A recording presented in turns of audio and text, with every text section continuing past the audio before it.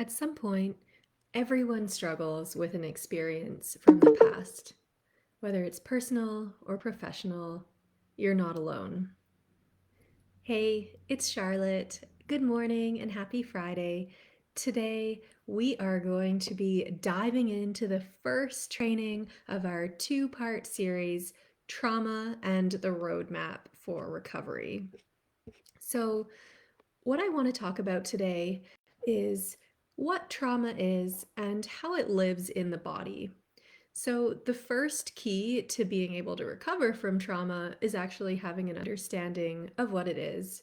I don't know if any of you have read this book. It is The Body Keeps the Score. You'll see my funny bookmark at the top by Bessel van der Kolk. It's one of the most interesting books that I've ever read about trauma. Oh, good morning. Hey, Sharon, how are you? And it is a little bit dense. I have to admit that I've picked it up and restarted it a couple times, but he is so good at outlining all the research as well as his personal experience into how to treat trauma. And this is a book that I hear referred back to all the time from anyone really who talks about trauma. And what we want to do today is be able to recognize what trauma is. I took a training by Alan Canerva of Inspired Outcomes recently, and I really liked the way that he laid out these 7 T's of trauma. He talks about tragedy, theft, torment, torture, tenacity, treatment, and triumph as being all of these things that anyone who experiences trauma will go through.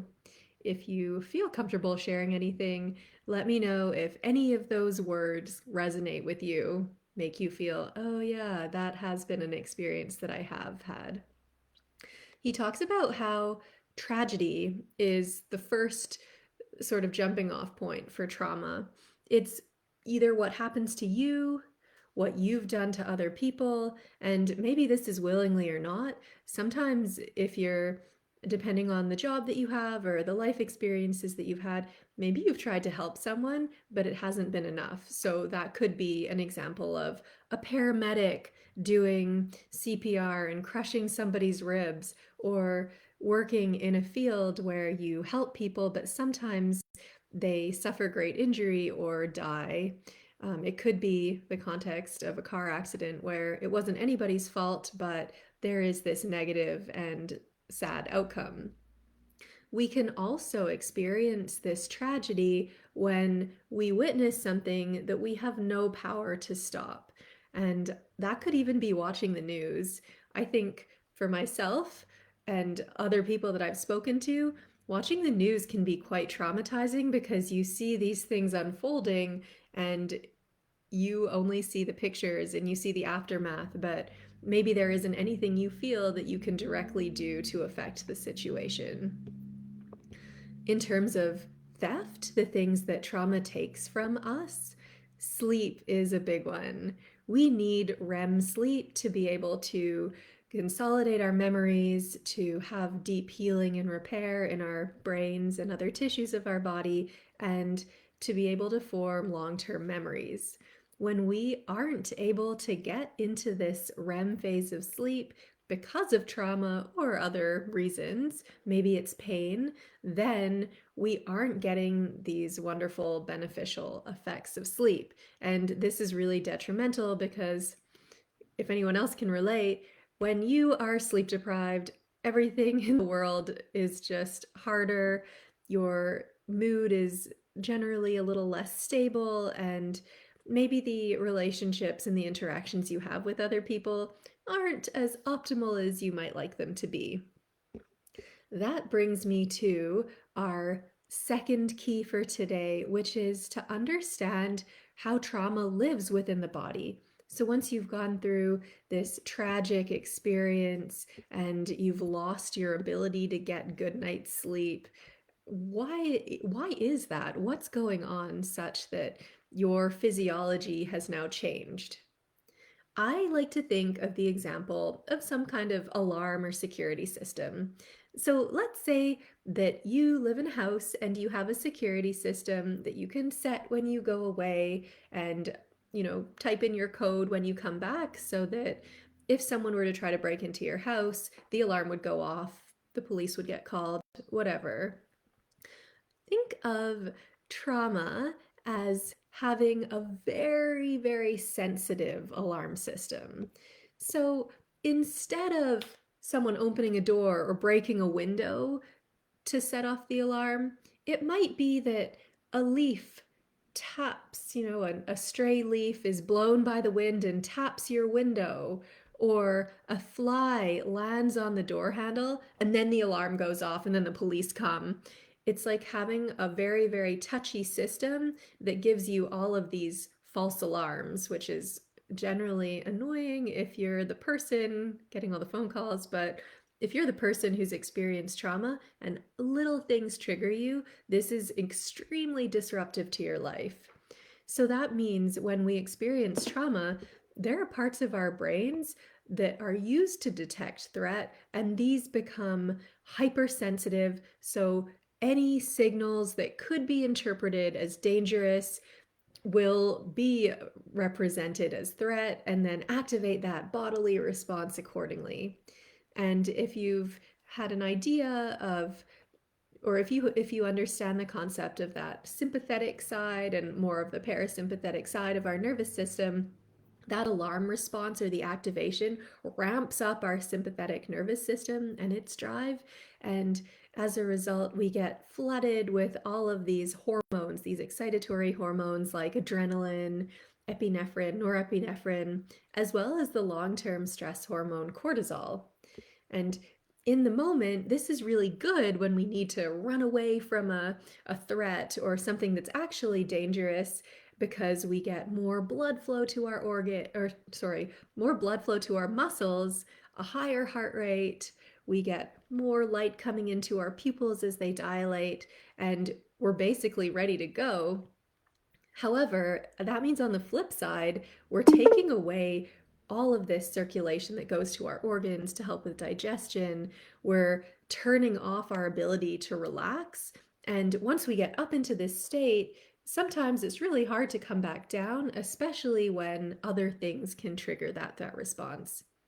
Do you know what I mean when I talk about a threat response there? Has anyone felt that recently? The other interesting thing that can happen when we're under stress for so long is that we end up having shorter telomeres. So these are parts of our DNA. So if you imagine this chromosome like this, um, when we have these little caps at the ends of our chromosomes, and they help our chromosomes to maintain length. When we're under stress for a long time, the telomeres start to shorten, so there's less of a buffer with any kind of aging process. And that means that biologically, our cells and our tissues become much older than our chronological age. So this is not ideal in terms of longevity and greater health. Yeah, yes, definitely. Me too. Um, Probably feel that stress response more often when I'm gearing up to do something or there's like a looming change. I'm still managing stress around those bigger things for sure. If we get back to our 7Ts of trauma, there's also that torment. And the torment, I think, is related to that hyper alert system, that home alarm system, or our amygdala ramping up its activation. So not only do we lose our sleep, and when we sleep for less than 5 hours a night, our amygdala becomes much more reactive to potential threat. So that contributes to this physiological change. But also, we feel this kind of torture inside of us because, well, maybe we're exhausted, sleep deprived, and we're also potentially suffering acute mental or physical pain depending on what's happened. So in this book, The Body Keeps the Score, as well as if you've read Gabor Mate's books, there's a lot of research now that links physical and mental diseases as originating from trauma, whether that's forms of cancer or autoimmune disease. When our bodies are in this stress state for a really long time, we end up losing our energy and resources to try to keep ourselves alive rather than allowing us to thrive and kind of optimize our health. So, this will hopefully lead people, well, it can go different ways, but in terms of recovering from trauma, we hope that this stress response and these horrible, intense feelings lead us towards tenacity, which is this dogged determination, the pursuit of some kind of solution in order to heal. There are no drugs that heal trauma. Sure, there can be drugs that help you sleep better or help with pain relief, but those things aren't getting to the problem, which is those changes in our nervous system, in our physiology, that are caused by either a one off event or an event that has been repeated over time. So, what we need to do is be able to recognize these symptoms of trauma.